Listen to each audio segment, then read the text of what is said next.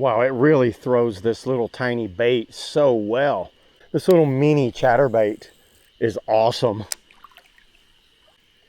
Because the spool is a lot larger, you've got less line, but it doesn't take as much to get the spool going. And that's what the difference is that I've noticed. I didn't put a lot of line on this either. So this is the Bait Finesse reel, and what this means it has a bigger spool in it. It's got a little better braking on it. You got 1 through 10 on the brakings. I usually run it right there in the middle. The handles on this is a little smaller on the handles. You can hear it has an audible drag on it. I think it's about 12 or 13 pounds of drag. It's got this star pattern on the drag right there. You can see the adjustable knobs, and I really likes the look of this. It has a very nice premium look. I've been using this probably for around about a month now, and I see no issues with this thing at all. I've caught actually a few fish on this thing. I rotate out between spinning rod and bait casting rod if I'm doing more kind of like soft plastic. But I've had a blast throwing this little micro chatterbait and any of these bladed little small jigs right here. It's so fun throwing these right here.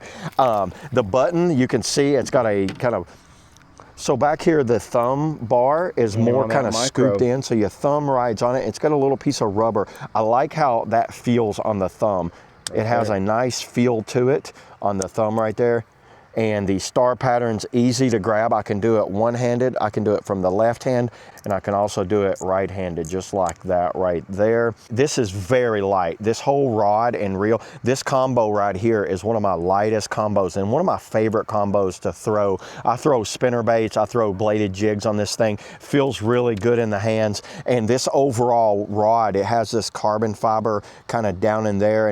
And the line that I'm using is the P-line 8-pound fluorocarbon.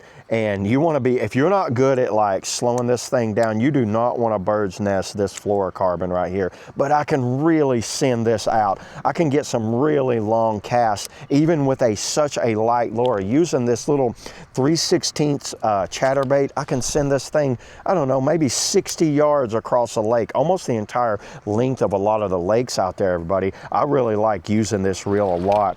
And the fact that it's a BFS reel, I think this is your best option for an affordable BFS reel out there right now. So if you want kind of a reel that can kind of do it all, this is what I would recommend, the KastKing Kestrel. So yeah, there it is, everybody. That's all I got on the KastKing Kestrel, BFS reel. See y'all in the next video.